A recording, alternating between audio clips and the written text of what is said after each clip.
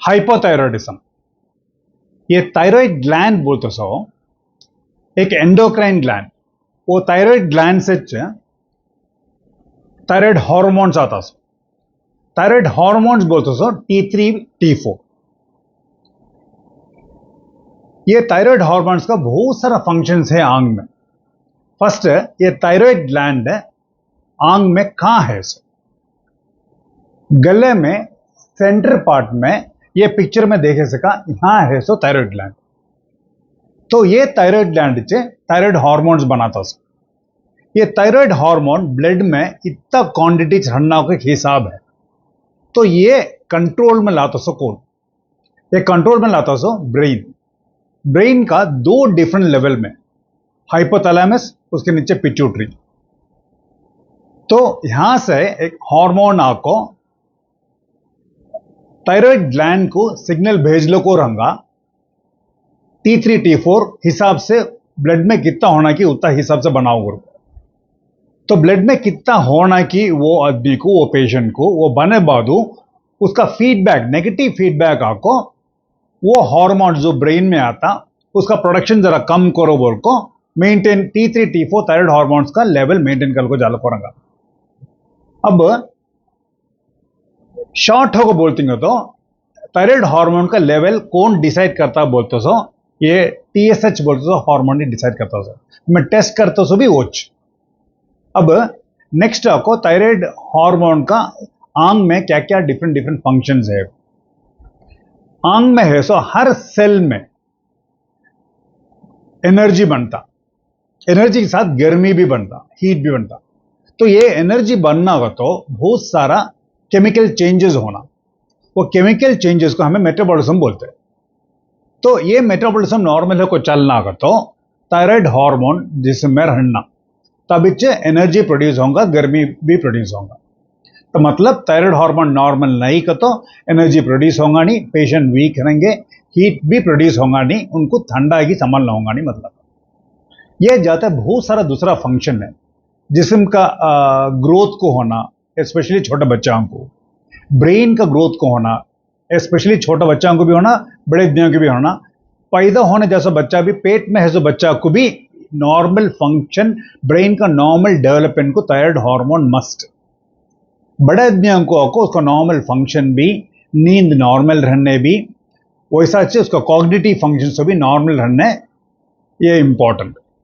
अब हार्ट का, normal heart का धड़कन कितना मारता का तो 60 से लेके 80 तक पर मिनट। वो आपको इलेक्ट्रिकल सिस्टम, हार्ट का इलेक्ट्रिकल सिस्टम कंट्रोल करना, वो जाते ये थायराइड हार्मोन भी कंट्रोल करना। ये खाली नहीं, हार्ट का पंपिंग, नॉर्मल पंपिंग का एक्शन भी थायराइड हार्मोन नॉर्मल है तो होगा। वैसा ये थायराइड ग्लैंड, ये हार्ट में से बाहर जैसे ब्लड वेसल्स, आर्टरीज बोलिए, वो आर्टरीज का स्ट्रेंथ, टोन, छोटा होना की बड़ा होना की, वैसा टोन कितना ब्लड सप्लाई करना बोलते सो वो भी थायराइड हार्मोन का कंट्रोल में है। अब वो जाते स्किन में है सो ब्लड सप्लाई कितना जाना, तो स्किन में ब्लड सप्लाई कम हो जाएगा थायराइड हार्मोन कम है तो स्किन का रिलेटेड नेल भी वैसा बाला भी। तो स्किन का ब्लड सप्लाई कम हो तो ऑटोमेटिक होकर नेल का भी, बाल का भी ब्लड सप्लाई कम होगा, उसका ग्रोथ को भी इफेक्ट होने का चांसेस है। अब आंग में आपको स्वेट ग्लैंड्स है, जरा जगह ज्यादा स्वेट ग्लैंड्स है, वो स्वेट ग्लैंड्स का एक्टिविटी नॉर्मल फंक्शन होना को तो भी थायराइड हार्मोन होना, मसल का नॉर्मल एक्टिविटी हो तो भी थायराइड हार्मोन होना, वैसा रिप्रोडक्टिव सिस्टम नॉर्मल को काम करना को तो भी होना। एक्चुअली रिप्रोडक्टिव सिस्टम नॉर्मल काम करना तो सेक्सुअल हार्मोन ज्यादा काम करता सो, वो सेक्सुअल हार्मोन्स का साथ साथ, सेक्स हार्मोन्स का साथ थायराइड हार्मोन भी मिलको काम करे तो वो सिस्टम कंप्लीट होगा। थायराइड ग्लैंड है थायराइड हार्मोन बनाता, वो नॉर्मल एक क्वांटिटी है को मैं ऑलरेडी बोल दिया। अब वो क्वांटिटी जिस्म के अंदर कब कम होता कि थायराइड हार्मोन का लेवल ब्लड में कब कम होता कि उसे हाइपोथायराइडिज्म बोलेंगे, वो आज का टॉपिक। कब उसका लेवल ज्यादा है कि उसका ऑपोजिट, उसे हाइपर थायराइडिज्म बोलते हैं। हमें अब हाइपोथायराइडिज्म वाले देखने जाते हैं। ये हाइपोथायराइडिज्म जिसमें थायराइड हार्मोन कम है, ये 3 डिफरेंट लेवल में रीजन हो सकता। एक में ये हार्मोन कम हो तो रीजन थायराइड में हो सकता, नहीं तो पिट्यूटरी में हो सकता, नहीं तो हाइपोथैलेमस में हो सकता। ये पिट्यूटरी हाइपोथैलेमस बोलते ब्रेन में है। सो हमें एक एक करके देखी जाए। थायराइड थायराइड हार्मोन का लेवल कम है तो उसे थायराइड ग्लैंड में प्रॉब्लम है तो उसे प्राइमरी हाइपोथायराइडिज्म बोलते हैं। इसका रीजन क्या कहता हो, हमें खाने में आयोडीन कम। आयोडीन कौन सा चीज में आयोडीन ज्यादा है तो मच्छी, अंडा, दूध, उसका दूध का रिलेटेड प्रोडक्ट्स। और बहुत कॉमन है को अब सबका घर में भी आयोडाइज्ड सॉल्ट मिलता है, इसमें भी है। तो कब तो भी कौन सा पेशेंट का आयोडीन इंटेक कम है कि तो ऑटोमेटिक थायराइड ग्लैंड आयोडीन बनाना, थायराइड हार्मोन बनाना होगा। तो ये एक रीजन वो जाते हैं। यहां आपको कहते भी इन्फ्लेमेशन आया तो स्पेशली ऑटो इम्यून थायराइडाइटिस बोलेंगे तो आया तो वो एक पर्टिकुलर स्टेज होते ही ये ऑटोइम्यून थायराइडाइटिस बोलते सो वो पर्टिकुलर स्टेज होती है वो हाइपोथायराइडिज्म स्टेज को चल जाएगा। शुरू में हाइपर रहूंगा, बाद हाइपो का स्टेज को चल जाएगा। तो ये ऑटोइम्यून थायराइडाइटिस में को सबसे कॉमन कौन सा पूछे तो हैशिमोटोस थायराइडाइटिस, उसका बाद डिक्यूरवान्स, फिर पोस्टपार्टम थायराइडाइटिस, बहुत रेयर है तो रीडल्स थायराइडाइटिस। ये खाली नहीं, क्या तुम्हें रीजन से थायराइड ग्लैंड हमें सर्जरी करके निकाल डालते हैं, नहीं तो वो थायराइड ग्लैंड को हमें कहती तरीका से जला डालते हैं। तो थायराइड ग्लैंड कम है, कितना कम है कि उतना थायराइड हार्मोन से जो बढ़ाएगा, तब भी ये थायराइड हार्मोन का लेवल कम हो जाएगा। ये सब भी प्राइमरी हाइपोथायराइडिज्म बोलते हैं। तो सेकेंडरी भी टर्शियरी भी ब्रेन में रीजन है। सो उसका रीजन क्या क्या पूछे तो एक वहां इंफेक्शन आ सकता, दो ब्लड सप्लाई, वहां का ब्लड सप्लाई कम हो तो कम हो जाएगा, वैसा अच्छे वहां कैंसर वैसा कहते भी है तो भी हाइपोथायराइडिज्म आने का चांसेस है। उसे सेकेंडरी भी टर्शियरी भी करके बोलते हैं। अब पेशेंट का कंप्लेन क्या क्या रहा। अब एक चार्ट, ये चार्ट तुम्हें देखे तो इसमें पेशेंट का कंप्लेन सब भी हमें कवर हो जाता। वो मेन फर्स्ट क्या क्या कंप्लेंट्स को मैं बोल रहा था। ये थायराइड प्रॉब्लम से ज्यादा भी लड़कियां में, बाइकों में, तो उन्हें बोलेंगे बाला ज्यादा झड़ता, वो बहुत थिन होको है, पतला है और उसका कलर बदल को ग्रे होगा। वो जाते उनको ठंडा की संभालना होगा नहीं।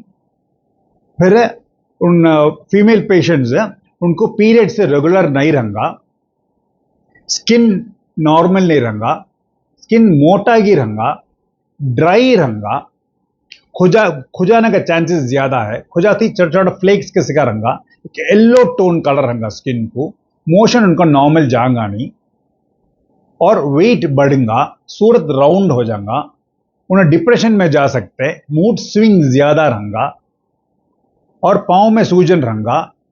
सूरत में देखे तो ये साइड में बाहर का तरफ बालन कम रहूंगा। इसका सब भी रीजन थायराइड ग्लैंड, वो थायराइड ग्लैंड सूजन बड़ा रहूंगा जरा और उनका आवाज भी बदली रहूंगा। ये पेशेंट का कंप्लेंट। अब इसका एक एक करके हमने रीजन देखे जाए कि ऐसा पे आता सो करको।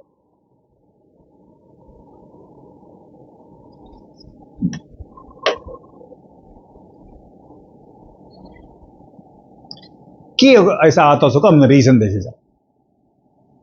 अब फर्स्ट ठंडा की संभालना होता है कि तो उनका आंग में मेटाबॉलिज्म नॉर्मल चलता नहीं, तब वो कम गर्मी प्रोड्यूस होता तो ठंडा की ज्यादा लगेगा।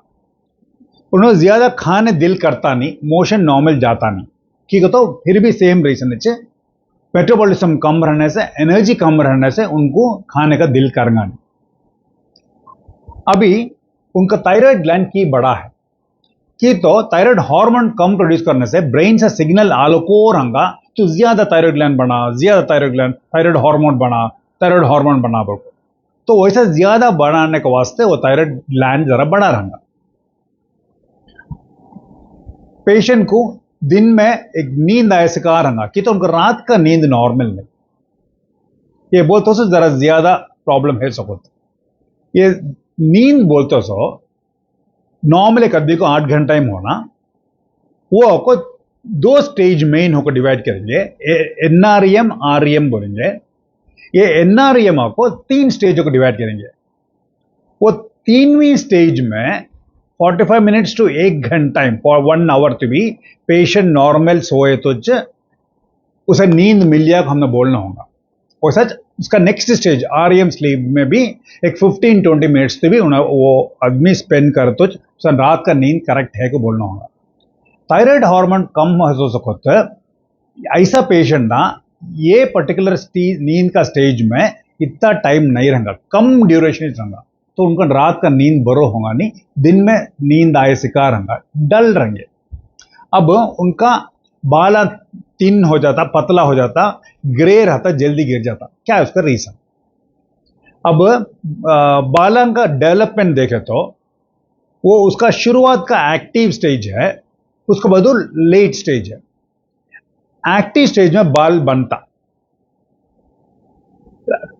लेट स्टेज में एक पर्टिकुलर पीरियड होती है बाल गिर जाता अब थायराइड हार्मोन लेवल कम रहने से बाल आतो सो कम वो बरो फुल ग्रो होता नहीं से थिन पतला रहता जल्दी भी गिर जाता लेट स्टेज कम रहने से तो एक पर इतना टाइम रहे तो उसका कालागी उसे मिलेगा उतना टाइम नहीं रहता जल्दी गिर जाता बाला झड़ जाता तो क्या होता कालागी नहीं रहेगा उसे ग्रे कलर मिलेगा ये उसका रीजन अब नेक्स्ट आपको फीमेल्स में पीरियड्स होते टाइम में वो रेगुलर नहीं रहेगा नॉर्मल पीरियड्स होना का तो थायराइड हार्मोन नॉर्मल रहना उसमें साथ में कब भी प्रोलैक्टिन लेवल उसमें हेल्प करेगा मेन होको सेक्स हार्मोन फीमेल्स में ईस्ट्रोजन वो नॉर्मल रहना उसका मदद को थायराइड हार्मोन भी रहना हम तो ये सिचुएशन में थायराइड हार्मोन नहीं है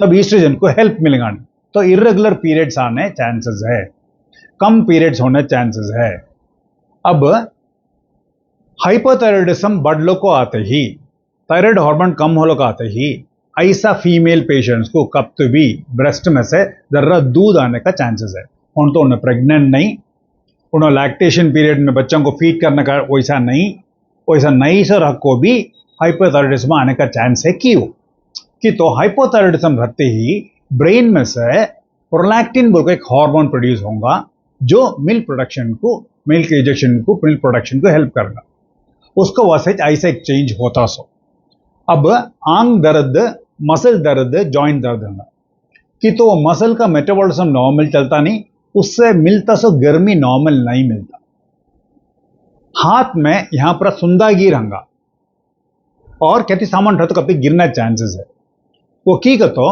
आंग में टोटली वेट बढ़कर रंगा पानी ज्यादा जाता नहीं वाटर रिटेंशन बोलेंगे तो यहां वैसे वेट बढ़ते ही हाथ के ये दो साइड भी प्रेस होते ही वहां का नर्व प्रेस होको कार्पेट टनल सिंड्रोम बोलेंगे वहां दर्द भी आएगा सुंदागे भी आने का चांसेस है अब स्किन का मैं बोलिया स्किन ड्राई रहेगा और थिक रहेगा वो की तो उसका ब्लड सप्लाई कितना खून आता है कि उतना खून आता है वो खून आना से वहां से हटको दूसरा काम की सप्लाई होलो को है तब नॉर्मली स्किन नीचे से नया स्किन ऊपर आको पुराना स्किन को ढकल देगा तो खून कम आते ही ये पुराना स्किन ऊपर ही पड़ रहा नीचे से नया स्किन ऊपर जल्दी हमें आऊंगा भी तो पुराना स्किन ऊपर पड़ने से वो को ये छोटा छोटा फ्लेक्स का सिका बन को वो खुजली बना को उसको से चंदा खुजली आएगा चीते कैंडल से निकल को भी जाऊंगा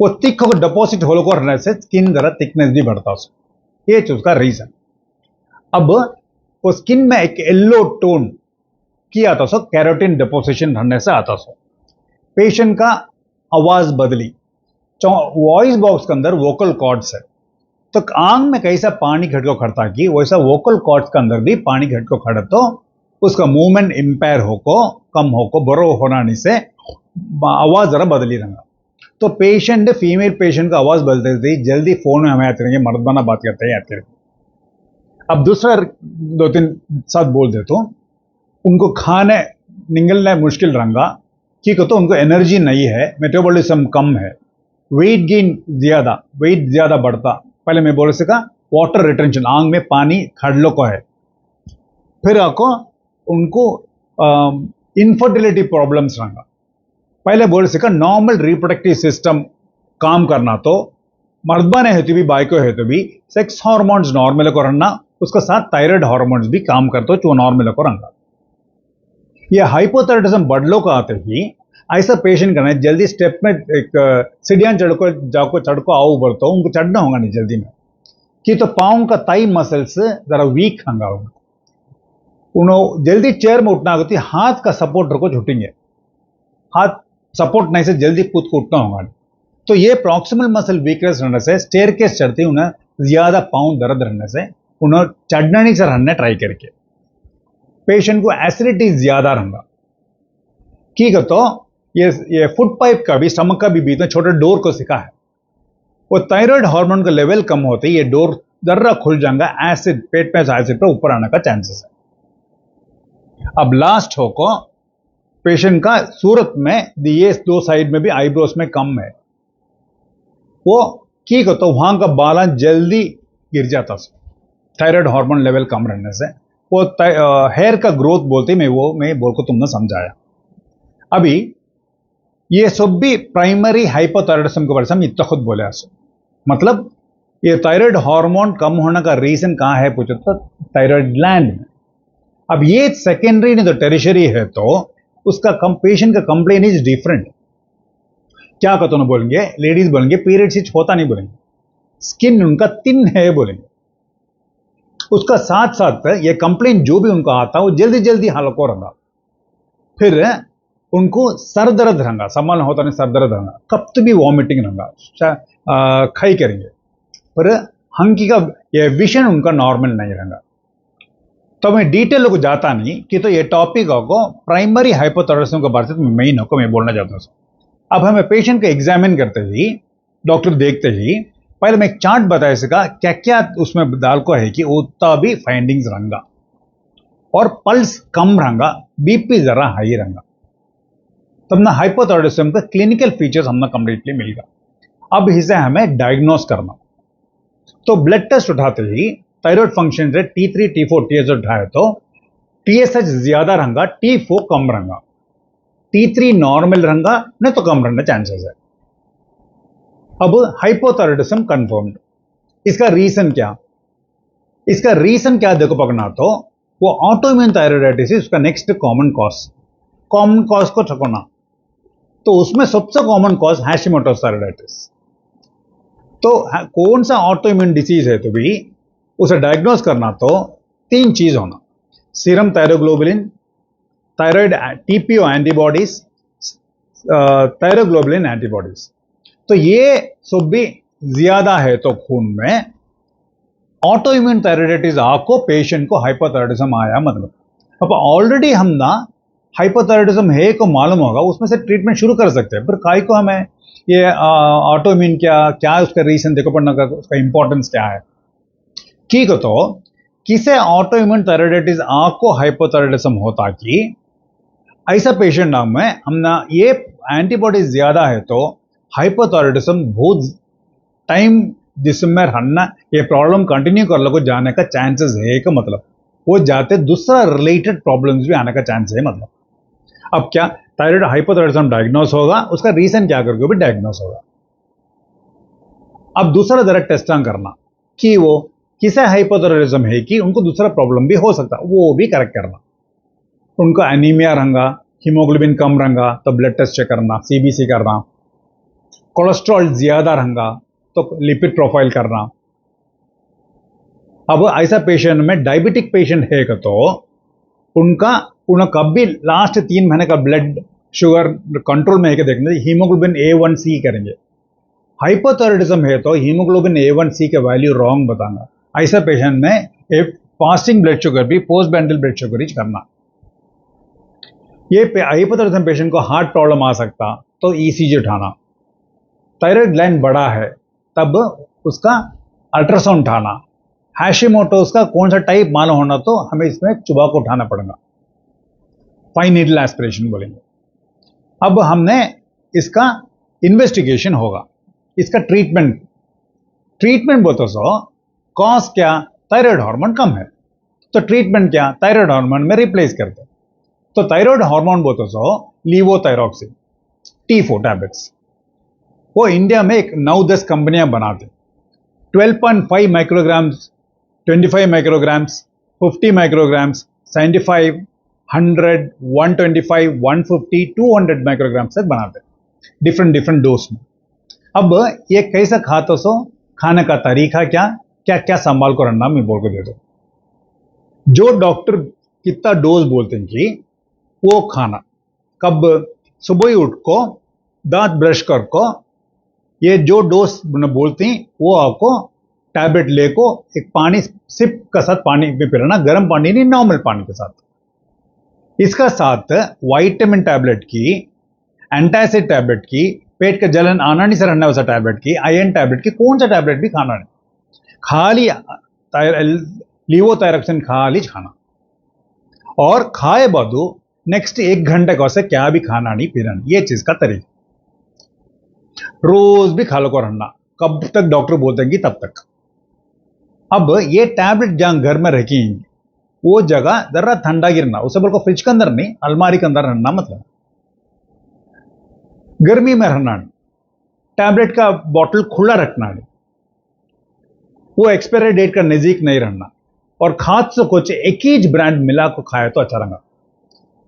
ये 3 महीने एक ब्रांड लिए, एक कंपनी का लिए, उसका 3 महीने के बाद दूसरा कंपनी के लिए, वैसे करना नहीं से 1 साल का वास्ते एक ही कंपनी ले लेकर रहता अच्छा रहेगा।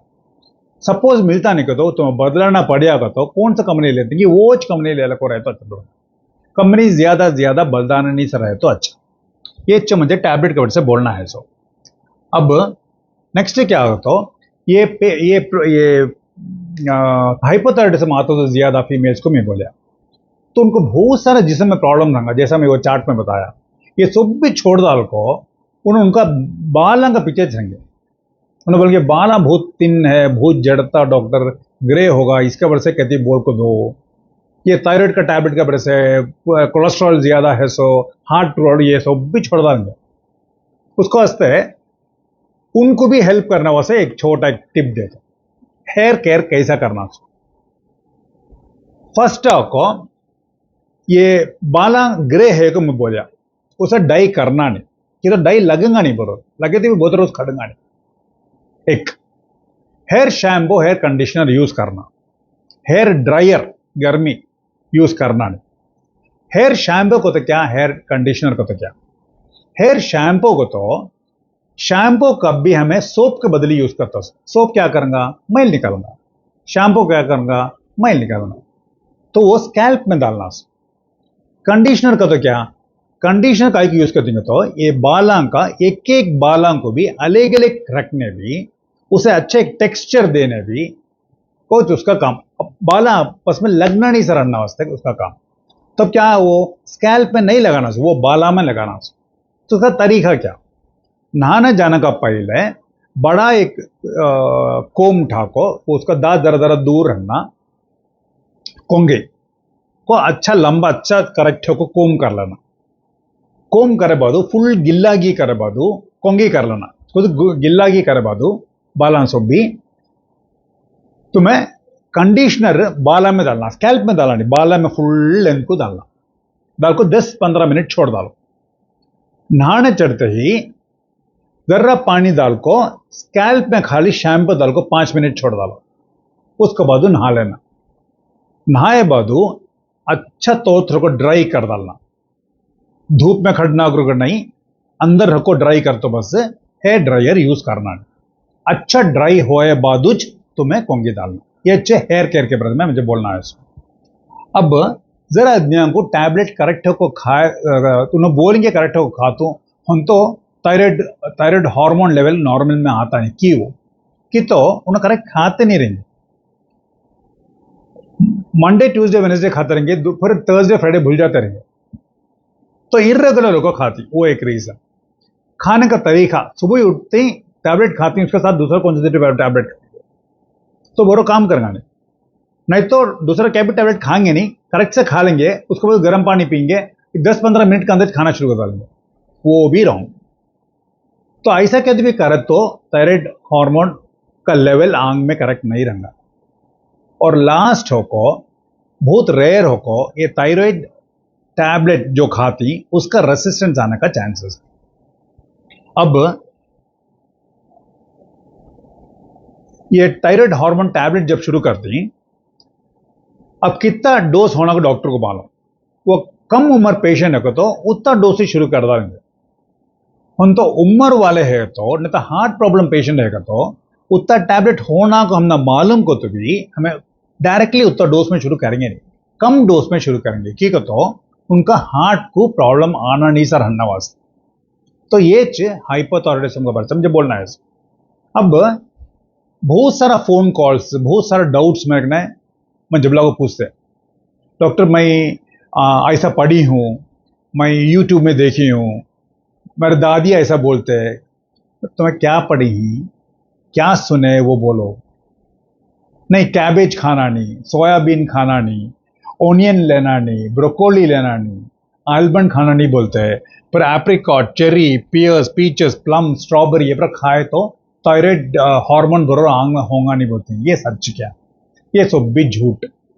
कब तक तुम्हें करेक्ट है को तुम्हारा टैबलेट तरीका में रोज खा लो को ही तब तक तुम्हें कौन सा डाइट भी अलाउड है।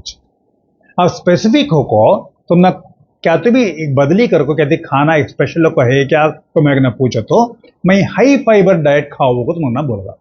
तो हाई फाइबर डाइट कौन सा का तो ओट्स में है, कैरेट है, बनाना में है, ऑरेंज में है, वो जाते कॉलीफ्लावर में है, होल ग्रेन्स में है, ग्रीन लीफी वेजिटेबल्स में, ये सभी तुम्हें अच्छा। और जब भी तुम्हें सैलेड खाते रोज सैलेड खाना, सैलेड खाते उसमें ओलिव ऑयल डालो, खा तो चीज ओलिव ऑयल में पकाओ ना को, खा को बना को होए बादू खा तो से टाइम में ओलिव ऑयल डालो, सीजनिंग बोलेंगे। इसे बोल को अलग एक मेडिटेरियन डाइट फॉर हाइपोथायराइडिज्म को चीज उसे ओलिव ऑयल का इंपॉर्टेंस बहुत देते। तो ऐसा पेशेंट में ओलिव ऑयल लिए तो आंग को बहुत अच्छा।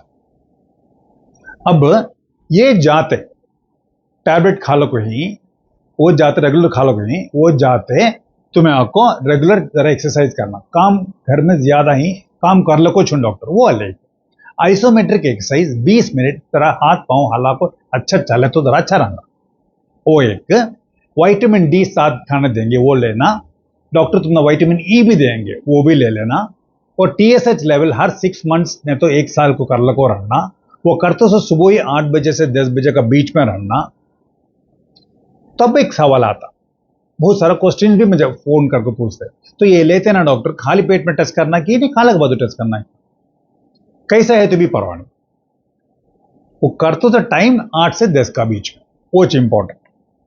पानी ज्यादा पीना और 1 साल में 1 बार तुम्हें विटामिन डी का लेवल तुम्हें चेक करना। इतना भी तुम्हें करे तो तुम्हें हाइपोथायराइडिज्म करेक्ट हो को कंट्रोल कर को उसका कॉम्प्लिकेशंस क्या भी नहीं से तुम्हें ये नॉर्मल हो को ले जा सकते। ऐसा हमें हाइपोथायराइडिज्म मैनेज करता। आदाब।